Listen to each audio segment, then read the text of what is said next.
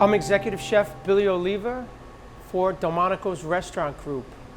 Today we're going to talk about how to carve a large roast beef. Depending on what cut of meat you use, depends on how you're going to carve it. Typically, if you're doing a rib roast, that's our prime rib, you want to stand it up. Today we're doing a top round of beef, which is a very big piece of meat, which we've broken down into two pieces.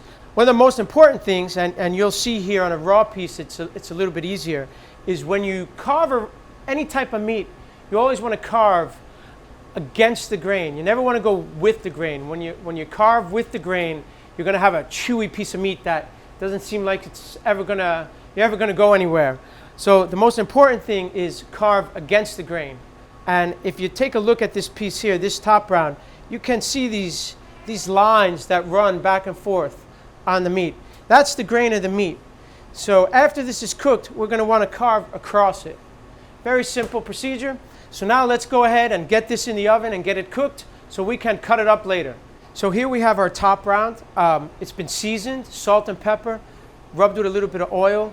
We've tied it just to hold it together a little bit uniform as best as we could. Okay, so we just took our beautiful roast beef out of our amazing Rational oven. We've let it rest for about 10-15 minutes. Very important, any type of meat, even if it's a small steak, very important, let it rest.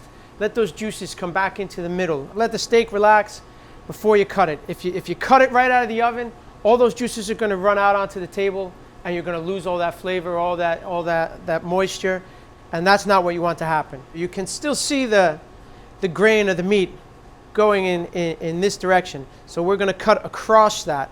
We trimmed this up pretty good before we cooked it, so we don't have to remove much fat. We're just going to get down to business and we're going to carve a few slices. I'm using kind of a non-traditional knife to carve this. This is a knife I feel comfortable with.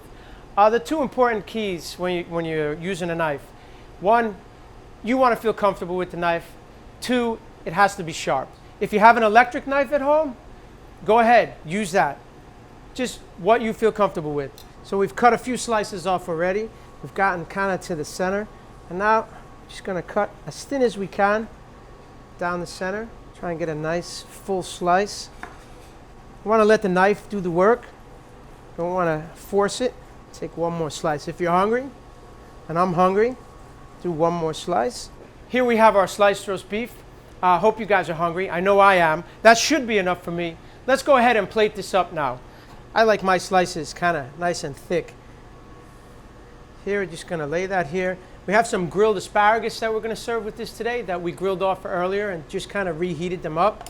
And here I have a little bit of a red wine demi-glace or a red wine sauce. We make this here in Delmonico's, but now in some of these specialty food markets you can find some that are already done.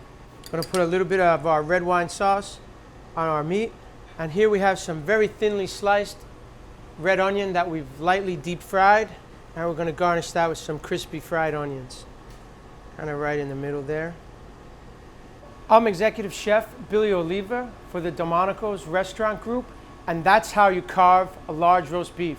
For more information, check us out at delmonicosrestaurantgroup.com. Now let's eat.